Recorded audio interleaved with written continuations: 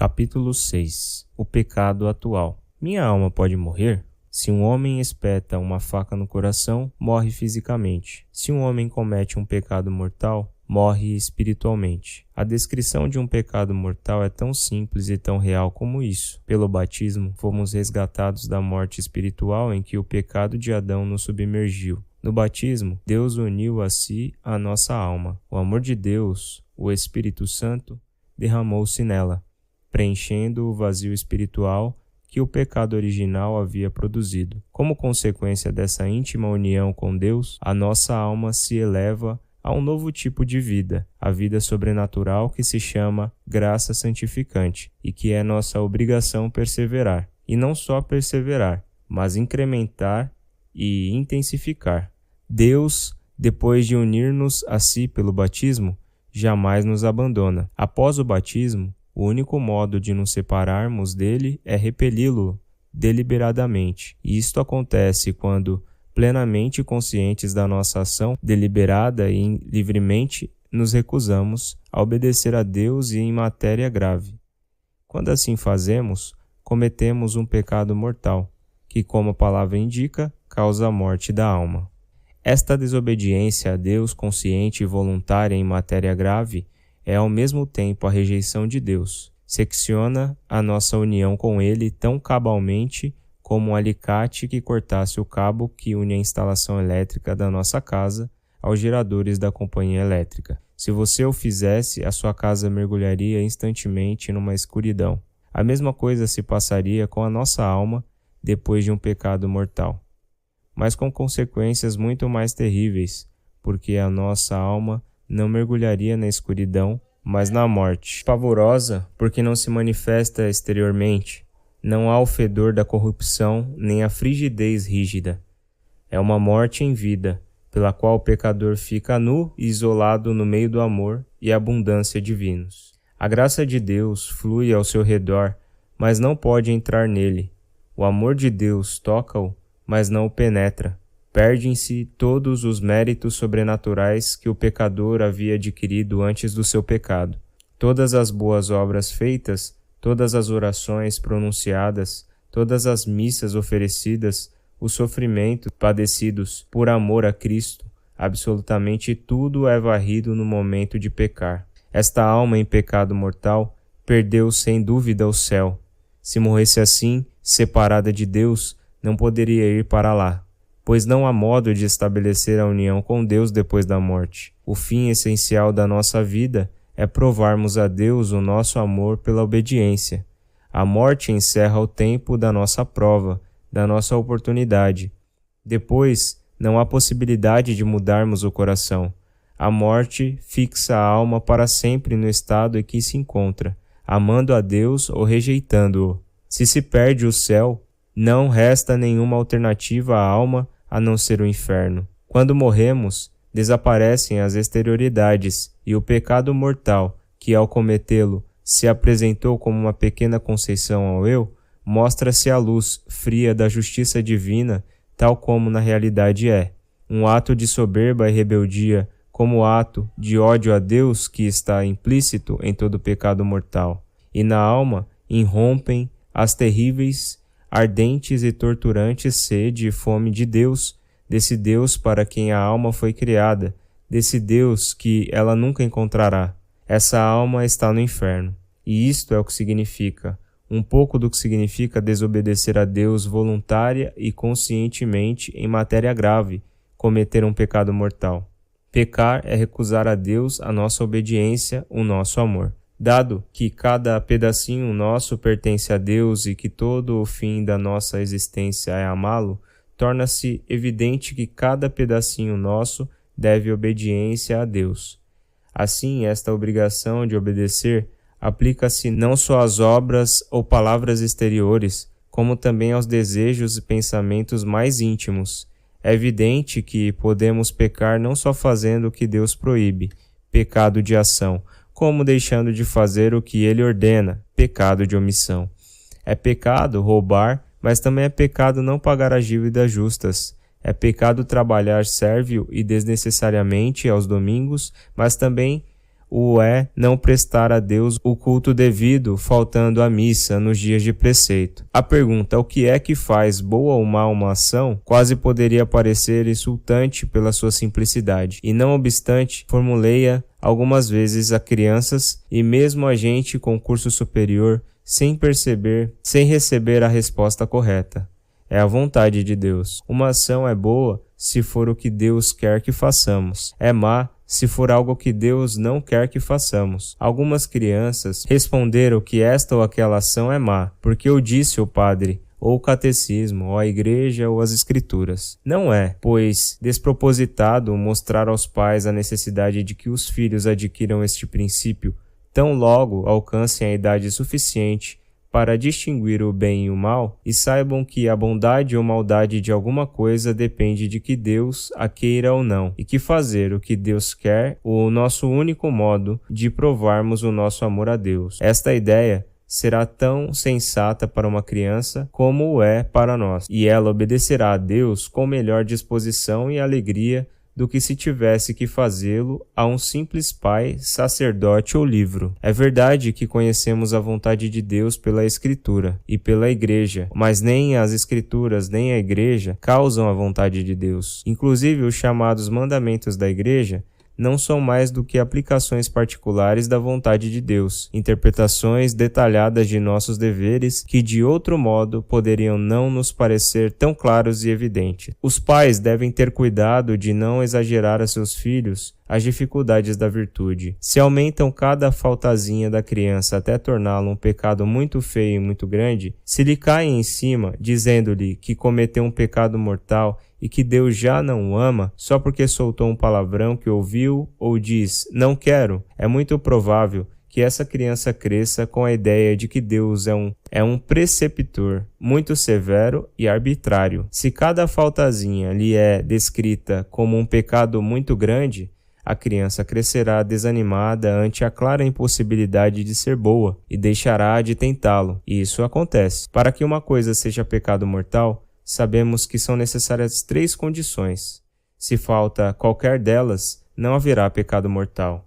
Em primeiro lugar, e antes de mais nada, a matéria deve ser grave, seja por pensamento, palavras ou obras. Não é pecado mortal dizer uma mentira infantil, mas o é prejudicar a reputação alheia com uma mentira. Não é pecado mortal roubar uma maçã ou uma moeda, mas o é roubar uma quantia apreciável ou tacar fogo numa casa. Em segundo lugar, devo saber que o pecado é errado, muito errado. Não posso pecar por ignorância. Se não sei que é pecado mortal participar do culto protestante, para mim não seria pecado ir com um amigo protestante à sua capela. Se esquecia que hoje é dia de abstinência de carne, para mim não haverá pecado. Isto pressupõe, é claro, que esta ignorância não seja por minha culpa. Se não quero informar-me de certa coisa por medo de que atrapalhem meus planos, sou culpado desse pecado. Finalmente, não posso cometer um pecado mortal se não resolvo livremente praticar determinada ação ou omissão que é contra a vontade de Deus. Se, por exemplo, alguém mais forte que eu me força a lançar uma pedra contra uma vitrine, não me faz cometer um pecado mortal. Também não posso pecar mortalmente por acidente, como quando tropeço involuntariamente com alguém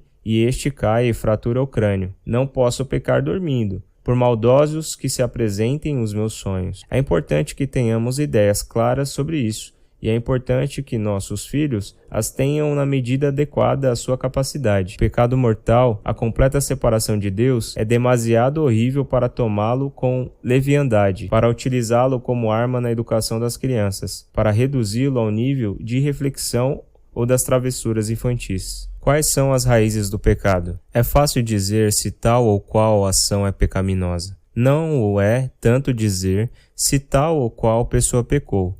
Se alguém se esquece, por exemplo, de que hoje é festa de preceito e não vai à missa, seu pecado é só externo. Interiormente não teve intenção de conduzir-se ao mal. Neste caso, dizemos que cometeu um pecado material, mas não um pecado formal. Existe nesse caso uma obra má, mas não má intenção. Seria supérfluo e inútil mencioná-lo na confissão. Mas também é verdade o contrário. Uma pessoa pode cometer interiormente um pecado sem realizar um ato pecaminoso. Usando o mesmo exemplo, se alguém pensa que hoje é dia de preceito e voluntariamente decide não ir à missa sem razão suficiente, é culpado do pecado de omissão dessa missa sem razão suficiente. É culpado do pecado da omissão dessa missa, mesmo que seja enganado e não seja dia de preceito. Ou para dar outro exemplo, se um homem rouba uma grande quantia de dinheiro e depois percebe que roubou o seu próprio dinheiro, interiormente cometeu um pecado de roubo, ainda que realmente não tenha roubado. Em ambos os casos, dizemos que não houve pecado material, mas formal, e naturalmente esses dois pecados têm que ser confessados. Vemos, pois, que a intenção na mente e na vontade de uma pessoa que determina, em última análise, a malícia de um pecado. Há pecado quando a intenção quer alguma coisa contra o que Deus quer. Por essa razão, sou culpado de pecado no momento em que decido cometê-lo, mesmo que não tenha oportunidade de praticá-lo, ou mesmo que depois mude de opinião. Se decido mentir sobre um assunto quando me perguntarem, e a ninguém ocorre fazer a pergunta, continuo sendo culpado de uma mentira por causa da minha má intenção. Se decido roubar umas ferramentas da oficina em que trabalho, mas me despedem antes de poder fazê-lo, interiormente já cometi o roubo, ainda que não se tenha apresentado a oportunidade de praticá-lo, e sou culpado disso.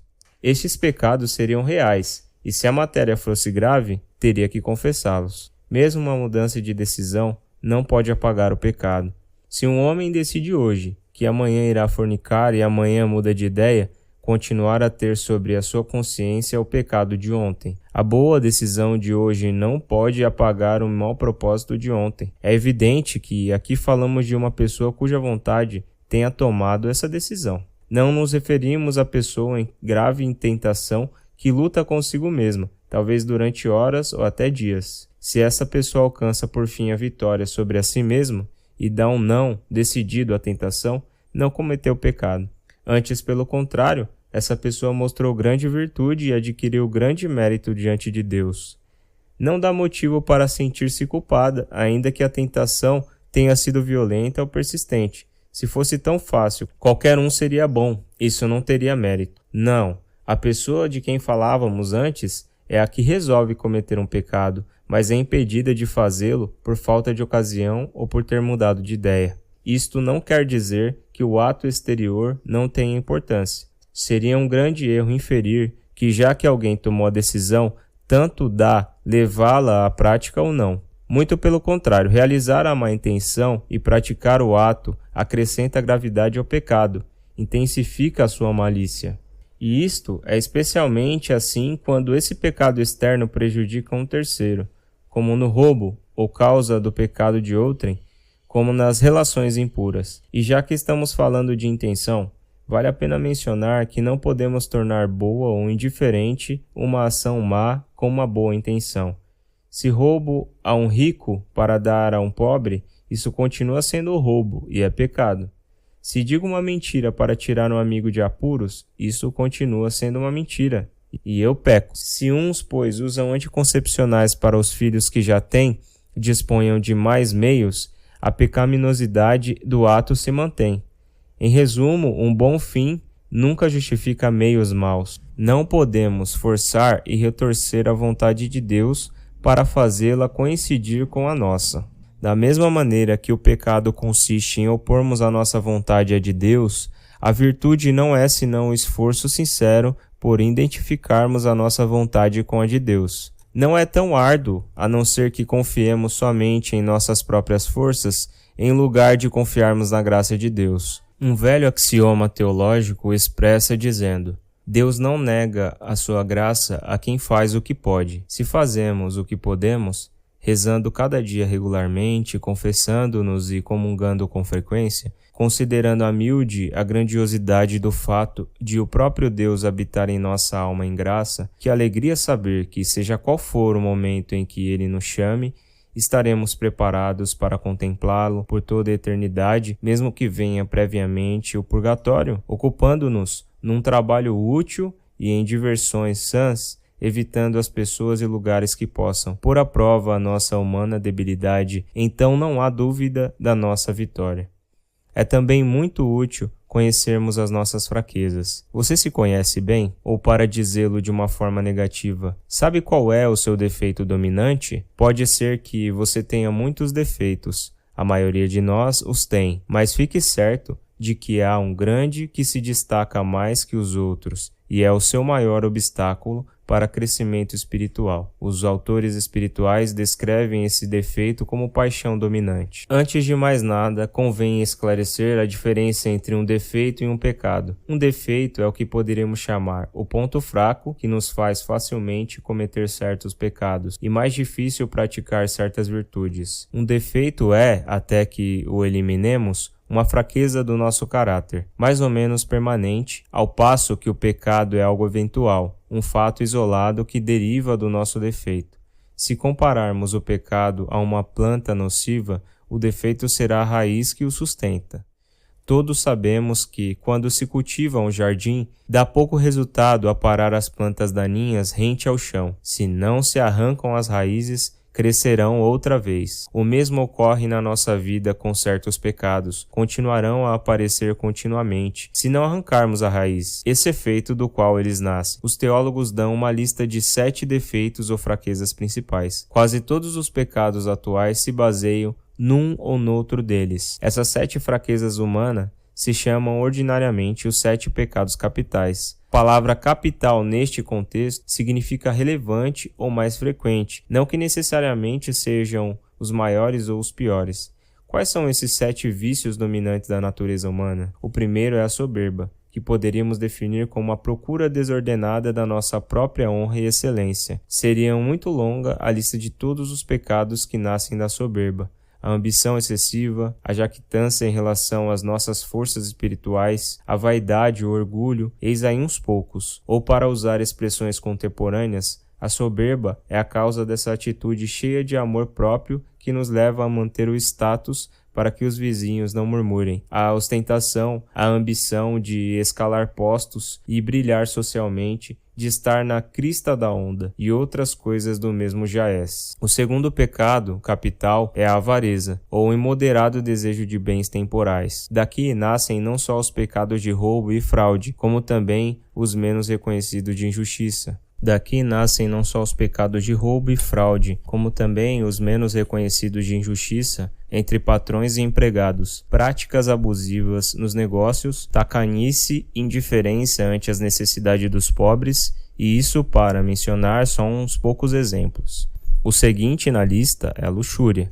É fácil perceber que os pecados claros contra a castidade têm a sua origem na luxúria, mas essa também produz outros. Há muitos atos desonestos, falsidades, a injustiças que se pode atribuir à luxúria. A perda da fé e o desesperar da misericórdia divina são frutos frequentes da luxúria. Depois vem a ira, ou estado emocional desordenado, que nos empurra a desforrar-nos dos outros, a opor-nos insensatamente a pessoas ou coisas. Os homicídios, as desavenças e as injúrias são consequências evidentes da ira, como também o são o ódio, a murmuração e o dano à propriedade alheia. A gula é outro pecado capital. É a atração desordenada pela comida ou bebida. Parece o mais ignóbil dos vícios. No glutão, algo de animal. Prejudica a saúde, produz um linguajar soez e blasfemo, injustiças às próprias famílias e às outras pessoas, e uma legião de males demasiado evidente e uma legião de males demasiado. A inveja é também um vício dominante. É necessário sermos muito humildes e sinceros conosco próprios para admitir que a temos. A inveja não consiste em desejar o nível de vida que os outros têm. Esse é um sentimento perfeitamente natural, a não ser que nos leve a extremos de cobiça. Não, a inveja é antes a tristeza causada pelo fato de outros estarem numa situação melhor que a nossa. É o sofrimento pela melhor sorte dos outros. Desejamos ter o que o outro tem e que não o tenha. Pelo menos desejaríamos que não o tivesse. Se nós não o podemos ter, também. A inveja leva-nos ao estado mental do clássico cachorro do hortelão, que nem aproveita o que tem nem deixa os outros aproveitarem, e produz o ódio, a calúnia, a difamação,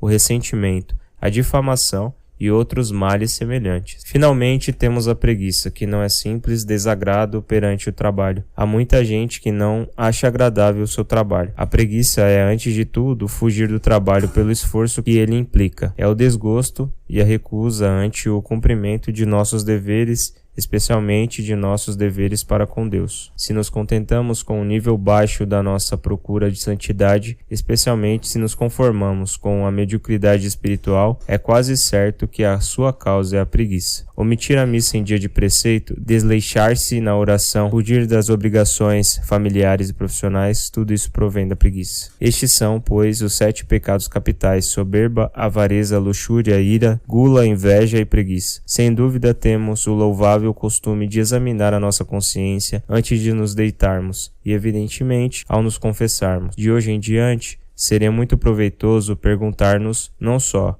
que pecados cometi e quantas vezes, mas também por quê.